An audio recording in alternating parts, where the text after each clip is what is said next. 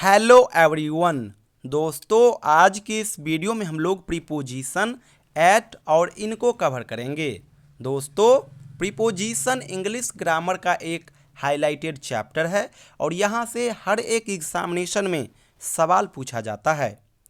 Preposition के अंदर generally हमें छोटे बड़े ढेरों रूल्स पढ़ने होते हैं और उन्हीं रूल्स से एग्जामिनेशन में सवाल पूछे जाते हैं। आज की इस वीडियो में स्पेशली हम लोग कवर करेंगे प्रीपोजिशन एट और इनको।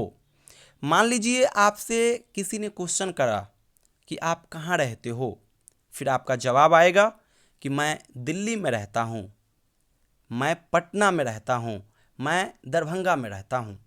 तो यहाँ पे आप लोग जगह के बाद में का प्रयोग कर रहे हो, दरभंगा में, पटना में। तो यहाँ पे जो आप में का प्रयोग कर रहे हो, इस में के लिए ही एट और इन का इस्तेमाल किया जाता है।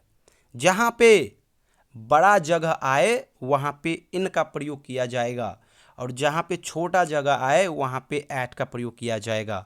आपके पास कोई दो ऑप्शन दे दिया, एक दिल्ली का और एक दरभंगा का, और आपसे पूछा जाएगा कि कहाँ पे एट आएगा और कहाँ पे इन आएगा। तो आप इन दोनों में कंपैरिजन करोगे कि कौन छोटा है और कौन बड़ा है। तो आप कंपैरिजन करके फाइंड आउट करोगे कि दिल्ली तो काफ़ी बड़ा है और बड़े के साथ इन आता है, तो इसलिए आप लोग दिल्ली के साथ इन का प्रयोग करोगे। आप ये भी फाइंड आउट करोगे कि दरभंगा तो दिल्ली से छोटा है, तो छोटा के साथ ऐट आना चाहिए, इसलिए दरभंगा के साथ ऐट आएगा। तो यही एक छोटा सा रूल है। चलिए एग्जाम्पल के थ्रू मैं आपको और क्लियर करके बतलाता हूँ। मेरा स्टेटमेंट है I live blank space Delhi. तो दिल्ली तो एक बड़ा जगह है, तो बड़ा जगह के साथ इन आएगा, इसीलिए आप ब्लैंक स्पेस में इन फिल करोगे। अगला स्टेटमेंट है I live blank space Dwarka. यहाँ पे दोनों चीज़ आ सकता है, एट भी आ सकता है और इन भी आ सकता है।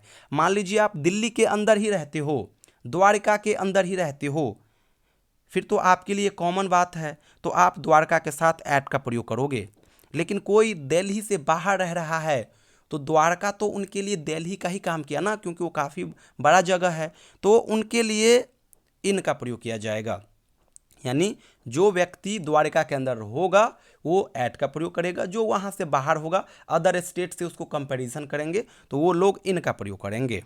जब ये दोनों आ जाए, जैसे कि I live blank space Dwarka blank space Delhi, तो दिल्ली के साथ इन आ जाएगा और द्वारका के साथ एट आ जाएगा।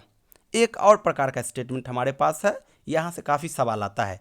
मान लीजिए कोई स्टेटमेंट है, वहाँ पे डिस्ट्रिक्ट भी मेंशन है, स्टेट भी मेंशन है और विलेज भी मेंशन है, तो कहाँ पे कौन सा प्रीपोजिशन आएगा? तो यहाँ पे विलेज से पहले प्रीपोजिशन एट आ जाएगा, डिस्ट्रिक्ट से पहले इन आ जाएगा और स्टेट से पहले कॉमा या फिर कभी कभी ऑफ भी आता है। जैसे कि मेरा स्टेटमेंट है I live blank space Malangia blank space Madhubani blank space Bihar. तो बिहार एक राज्य है, इससे पहले आप लोग कॉमा भी लगा सकते हो, ऑफ भी लगा सकते हो।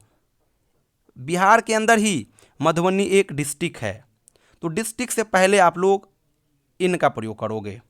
और मधुबनी के अंदर ही एक गांव है जिसका नाम है मलंगिया, तो इससे पहले आप लोग एट का प्रयोग करोगे। यानी कि I live at Malangia in Madhubani comma Bihar, या फिर I live at Malangia in Madhubani of Bihar.